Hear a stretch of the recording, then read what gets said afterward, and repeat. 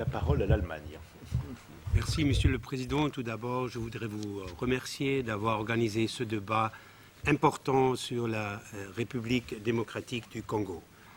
I thank the Secretary General for his very informed and helpful briefing, and I would like to warmly welcome His Excellency, the Minister of International Cooperation and Regional Cooperation of the DRC. The briefing and the briefings we heard and the French concept paper have set the stage for our discussions. The situation in the DRC has evolved and progress has been achieved over the last decade. However, serious challenges remain, notably in Eastern Congo. Taking into account the long-standing presence of the UN and the involvement of the international community in the DRC, the key questions are how to pursue our policy now that the DRC is entering the phase of stabilization and is preparing for an inclusive electoral cycle. What kind of division of labor and of responsibilities between the different actors to adopt? And more specifically, how to define MINUSCO's focus and structure to complement and support the primary role of the Congolese government for peace consolidation. The priorities should center around four basic pillars: security, governance, elections, and socio-economic developments. These pillars are mainly also reflected in the benchmarks set by Resolution 1925 for future reconfigurations of MINUSCO. Mr. President, let me highlight some specific aspects of particular concern to us in these four areas. First, security. The current political and military situation in Eastern Congo does not correspond to a stabilization phase. Civilians suffer extreme violence, including sexual violence, mostly affecting women and children. The violence and potential insecurity arise from a number of sources. One of them is the remaining presence of Congolese and foreign armed groups such as the FDLR and the LRA. We encourage all actors to engage in the demobilization, disarmament, and reintegration and related processes to vigorously pursue these efforts. Another paramount challenge is, of course, the reform of the security sector in all its components. Concerning the army, a real integration of the members of former armed groups, such as the ex-CNDP, into the Congolese army is necessary. There will be little progress in the security sector reform if these processes are not effectively completed. Mr. President, how can we overcome the limited progress achieved so far in this decisive field of stabilization?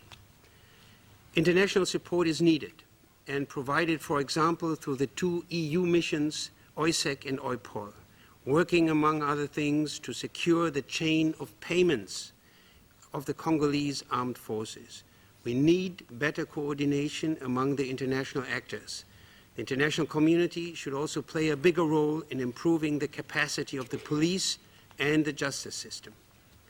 But the most important is, however, the political will and determination of the Congolese actors to address the core security issues: DDR, security sector reform, fighting impunity, protection of civilians, and control over natural resources by armed groups or armed forces. Taking into account the regional dimension of the security threats, the political will of regional actors is also imperative. The same holds true for the support by the AU and sub-regional organizations.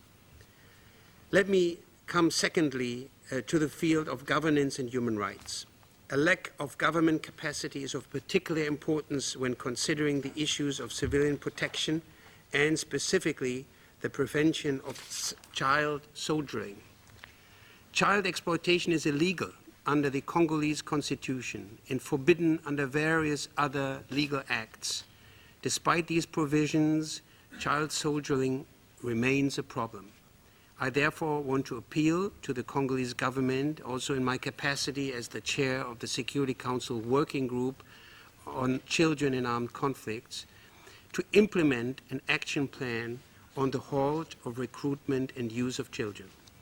And looking at human rights from a broader perspective, we are convinced that the Congolese government could benefit from the advice of an independent expert of the Human Rights Council. Thirdly, with regard to the electoral process, the upcoming elections represent an important opportunity to make substantial progress in the political stabilization process. They are essential for the future legitimacy of the Congolese government. They need to be conducted in a timely manner. They need to be inclusive, transparent, credible, peaceful, and secure.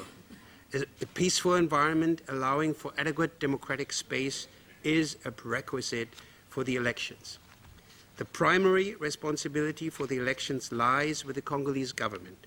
We appeal to the government and all Congolese stakeholders to meet their responsibilities in the electoral process. And finally, Mr. President, endemic poverty, lack of employment for demobilized combatants and the youth, as well as the competition for economic resources, are potential sources of tension and violence.